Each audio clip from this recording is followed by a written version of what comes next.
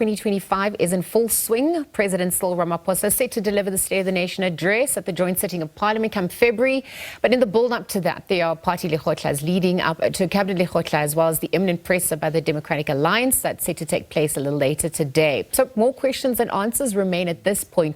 But to perhaps unpack and explain the significance there of also the implications of these issues and more, we're going to be joined here in studio by SABC News political editor Mzwandile Mbeje. Mzwai, good morning. Thank you for joining us at this hour.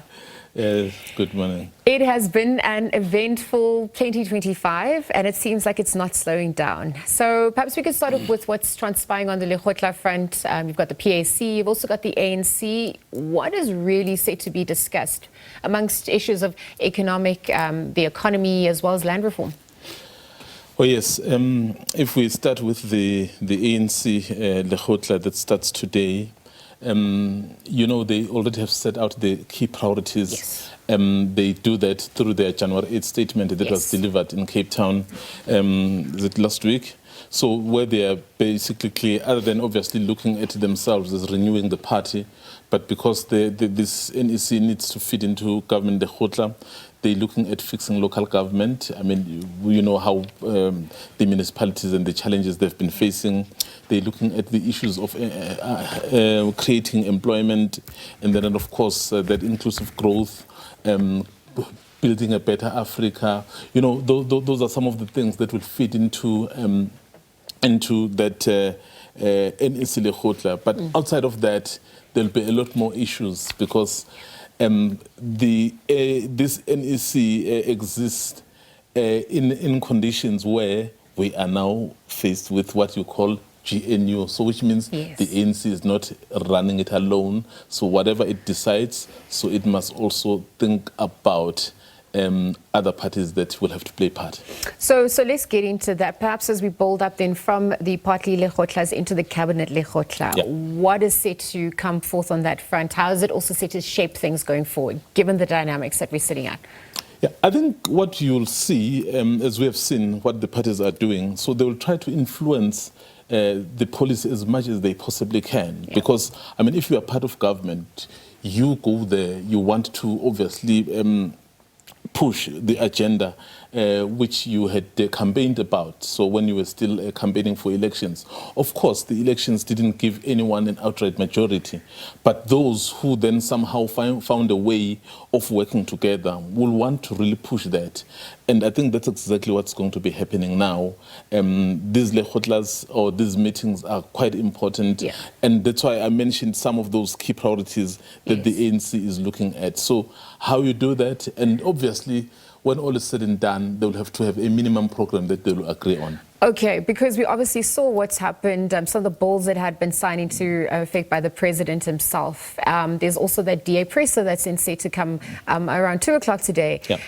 Talk to us about what's set to occur on that front, beyond the fact that NHI, Bella, and the expropriation bill has now been signed in, and the resistance or the feedback that the ANC has received following that. You know, one of the most interesting things about this current epoch that we're in as a country is that we find ourselves being governed by parties who ordinarily wouldn't like to govern together. But that's what they have to do because South African voters decided that way by not giving anyone outright majority. So you talking about that DA presser, and interestingly, that presser is in response to what the president has just done to sign the expropriation bill into law. But it's been there for a long time. But I guess they were hoping that he was going to delay as much as he possibly can. So here is the issue, because the DA has been very clear, and I mean, they've been opposed to NHI and Bella Act, but I think this one for them appears to touch at the core of perhaps what they believe in. And there is the key question. So what are they going to do about it? Are you going to do what we expect you to do, take it to court, or going to do what perhaps is not thinkable at this stage, walk out. So if you walk out, then what happens? Because as you decided to get into government, one of your campaign themes was we want to get into government to prevent, I think, the EFF and the MK. So if you walk out, so are you creating that space for them? Because they can always get in. I mean, within the ANC itself, within the alliance, some people have been saying, well, the ANC should have gone for the minority government. So if there are then these issues amongst the main parties, so what does that do to the stability of the GNU? I mean, I personally think the GNU will last until 2029. So what I'm not sure about is the drivers of that GNU. Okay. So will it still be the same drivers, or will change the drivers along the way? Because it does appear that the roads is very, very bumpy. It's bumpy. Okay, because I think as you were speaking, I was trying to also understand the different parties who make up the formation of the Government of National Unity. Where do their allegiance lie? So if they are in a ministry and obviously the president has decreed something or issued something or signed something into effect, who is their loyalty towards? Their constituency or to the ministry at large? Once the president signs in a constitutional manner, like so how the constitution prescribes. For example, even if you look at this what is this Expropriation Act. Yeah. So by and large, the minister that is responsible for implementing that is the minister of the DA. And he can't say, as the DA minister, I can't do that, because remember, Lizelle, that's to pass constitutional muster. Yes, the president has the prerogative to obviously hire and fire the ministers. And once you are there, you are not representing yourself. So that is why it's actually very interesting that some of these so-called controversial acts that have been now signed will have to be implemented by DA ministers, and we know that they are opposed to them. So, but they will have to do it, because now once it's law, so you can't be the minister and then you are given the responsibility and you decide not to do that. So that's why I suspect they'll probably go and take it to court, so for verification. But I don't know how long will that last. So it's going to be a very interesting situation, this one. There are many more questions that remain up in the air, but I wonder what the impact this is going to also have on governance at large. Obviously, I mean, if the president feels that any of their ministers isn't pulling their weight, so he's within his rights to change those ministers. And I think once something is law, everyone must play by the rules. Everyone must follow the law. So if you don't want to follow the law, you step aside. That is why I say again, Lizon, let's see what that presser will say from the DA.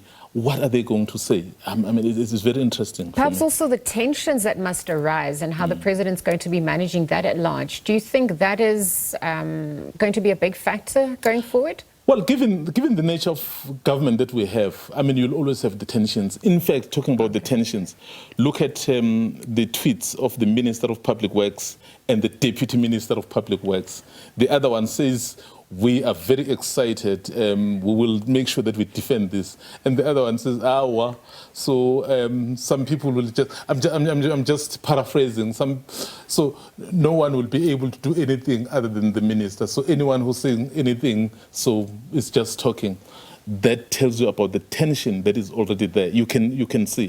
The fact that it's now playing itself out in public tells you that yes, the government of national unity may continue, will probably continue. I am just not sure of the drivers right until the destination, which is 2029. And then your expectations ahead of Sona, because I mean, obviously all of this is leading up to Sona. What can we expect on that front come February? The discussions that are happening now in terms of the priorities are what will form Sona. I think they'll agree on a minimum program. So obviously the ANC will go with its own priorities and other parties will also fit into it.